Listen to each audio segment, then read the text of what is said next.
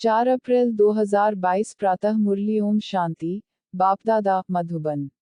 मीठे बच्चे, तुम हो कर्मयोगी, तुम्हें चलते फिरते याद का अभ्यास करना है। एक बाप के सिमरन में रह नर से नारायण बनने का पुरुषार्थ करो।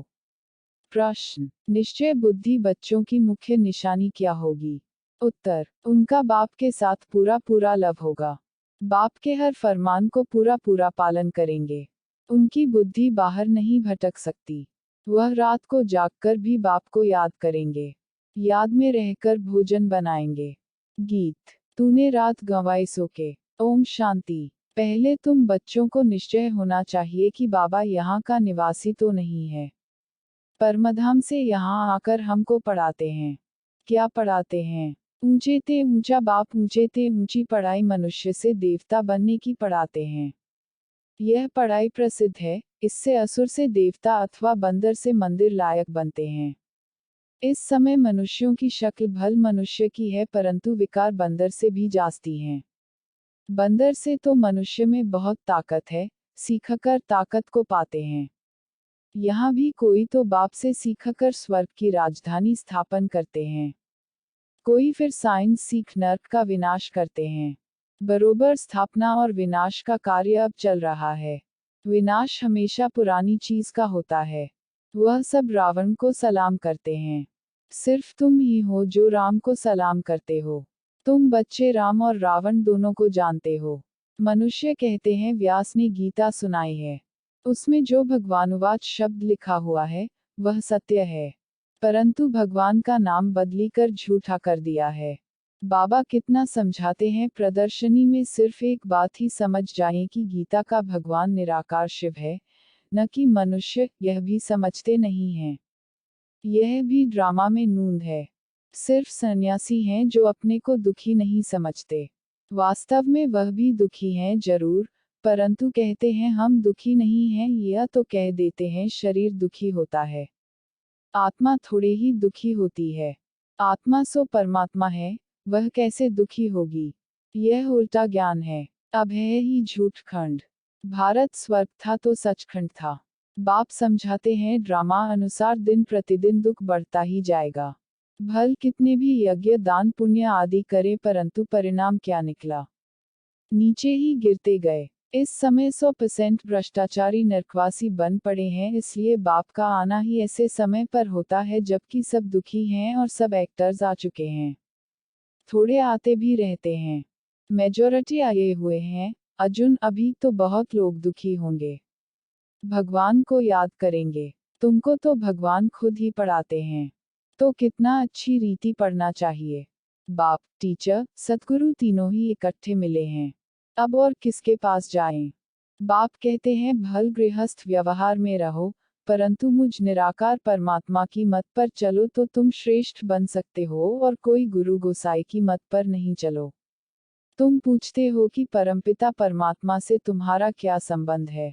गॉड फादर है तो जरूर बाप से वर्षा मिलना चाहिए नई दुनिया का। किसकी भी बुद्धि में नहीं आता है फादर माना रचयिता, स्वर्ग की रचना रचने वाला, परंतु यह है निराकार। आत्मा भी निराकार है। यह मनुष्यों को पता ही नहीं है। आत्मा का रूप क्या है? परमात्मा का रूप क्या है? आत्मा अविनाशी है, परमात्मा भी अविनाशी है। हर एक आत्मा में अविनाशी पाठ भरा हुआ है। यह बातें जब सुनते हैं तो मनुष्यों की बुद्धि चक्री में आ जाती है। जिन्होंने कल्प पहले वर्षा लिया है, वही पुरुषार्थ अनुसार सब बातों को समझ जाते हैं। अब तुम बच्चों की बुद्धि में पक्का निश्चय है और बाप के साथ लव भी है। शिव बाबा फरमान करते हैं तो खाते पीते मुझे याद करो। याद से विकर्म विनाश होंगे और ऊंच पद भी पाएंगे। कोई तो भल यहाँ बैठे हैं परंतु बुद्धि बाहर भटक रही है। जैसे भक्ति मार्ग में होता है। माया का राज्य है ना। बुद्धि बाहर चली जाती है तो धारणा नहीं होती। मुश्किल कोई बाप के फरमान पर चलते हैं। बाप कहते हैं सिर पर पापों का बोझा बहुत है, इसलिए रात को जागकर मुझे याद करो तो तुमको बहुत मदद मिलेगी। चलते फिरते भी याद का अभ्यास करो। याद में रहकर भोजन बनाओ, इसमें बड़ी मेहनत है। घड़ी घड़ी भूल जाते हैं। बच्चों को अभ्यास बहुत अच्छी रीति करना है। 24 घंटे से 16 घंटे तो फ्री हो, बाकी 8 घंटे तो योग में जरूर रहना है। तुम हो कर्मयोगी। बाबा कहते हैं सब कुछ करते मेरे सिमरन में रहो। नर से नारायण बनने का पुरुषार्थ करो तो घर बैठे भी जबरदस्त कमाई कर सकते हो। बड़े बड़े आदमी भी आएंगे, परंतु टू लेट। तुम्हारे में भी बहुत हैं जो कहते हैं हम लक्ष्मी को अथवा नारायण को वरेंगे, फिर घड़ी घड़ी भूल जाते हैं।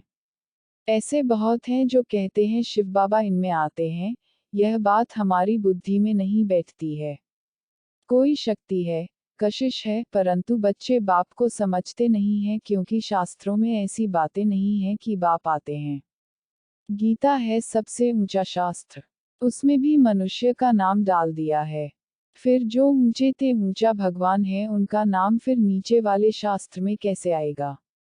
बाप कहते हैं कितनी भूल कर दी है, मैंने ही यह रुद्र यज्ञ रचा है। कृष्ण को तो कहते हैं श्याम सुंदर, राधे कृष्ण ही लक्ष्मी नारायण बनते हैं, वही पूरे 84 जन्म लेते हैं। 84 लाख कहो तो भी पहले स्वर्ग में आने वाले तो लक्ष्मी नारायण ही हैं। बाप समझाते हैं तुम देवी देवता धर्म वालों ने 84 जन्म लिए हैं, तुम ही नंबर 1 थे, तुम्हारी ही अब राजधानी स्थापन हो रही है। लक्ष्मी नारायण तुम्हारे ही माँ बाप थे, अब तुम्हारी राजधानी बन रही है। तुम अभी संपूर्ण नहीं बने हो, बनना है जरूर, तब तो सूक्ष्मतन में साक्षात्कार होता है। अपने को संपूर्ण फरिश्ते समझते हो, फरिश्ते बनने के बाद लक्ष्मी नारायण बनते हैं, उनका भी साक्षात्कार होता है। ततत्वम तुम भी बन रहे हो, कितना अच्छी रीति समझाया जाता है।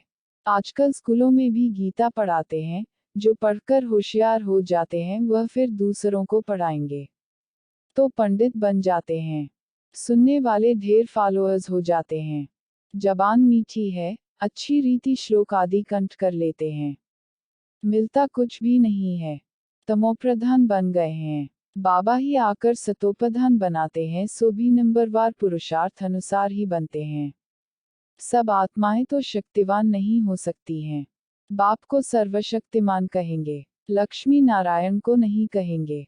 शक्ति की बात अभी होती है, अभी तुम राजाए ले रहे हो, अभी तुमको वर मिल रहा है।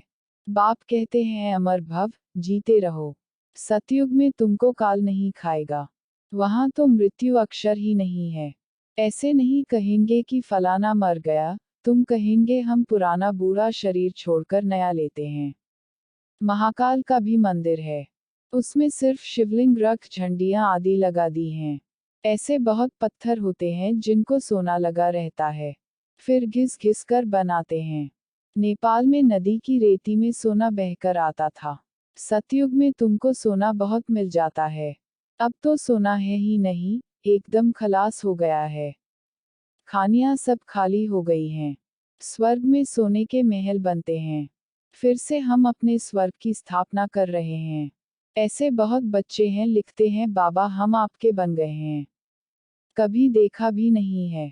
अभी तुम अमलोक के लिए शिव बाबा से अमर कथा सुन रहे हो। निश्चय से ही विजय होती है, निश्चय भी पक्का होना चाहिए। अच्छा, मीठे मीठे सिकिलदे बच्चों प्रति माता पिता बाप दादा का याद प्यार और गुड मॉर्निंग। रूहानी बाप की रूहानी बच्चों को नमस्ते। धारणा के लिए मुख्य सार, एक निश्चय बुद्धि बन एक बाप से पूरा पूरा लव रखना है। बाप के फरमान पर चल माया पर जीत पानी है। 2 शरीर निर्वाह अर्थ कर्म करते, कर्मयोगी बनना है। याद का चार्ट 8 घंटे तक जरूर बनाना है। वरदान, होलीहंस बन व्यर्थ को समर्थ में परिवर्तन करने वाले फीलिंग प्रूफ भव। सारे दिन में जो व्यर्थ संकल्प, व्यर्थ बोल, व्यर्थ कर्म और व्यर्थ संबंध संपर्क होता है उस व्यर्थ को समर्थ में परिवर्तन कर दो। व्यर्थ को अपनी बुद्धि में स्वीकार नहीं करो। अगर एक व्यर्थ को भी स्वीकार किया तो वह एक अनेक व्यर्थ का अनुभव कराएगा, जिसे ही कहते हैं फीलिंग आ गई। इसलिए होलीहंस बन व्यर्थ को समर्थ में परिवर्तन कर दो तो फीलिंग प्रूफ बन जाएंगे।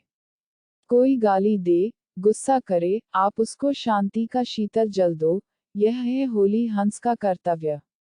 स्लोगन, साधना के बीज को प्रत्यक्ष करने का साधन है बेहद की वैराग्य वृत्ति। मातेश्वरी जी के अनमोल महावाक्य। एक, परमात्मा को त्रिमूर्ति क्यों कहते हैं? परमात्मा को त्रिमूर्ति क्यों कहते हैं? उन्होंने कौन से 3 रूप रचे? अवश्य उन्होंने 3 रूप ब्रह्मा विष्णु शंकर के रचे हैं। वह जब खुद आते हैं तो तीनों रूपों को अपने साथ लाते हैं। ऐसे नहीं कहेंगे कि उन्होंने यह 3 रूप अलग अलग रचे हैं, इकट्ठा ही रचे हैं, आगे पीछे नहीं रचे।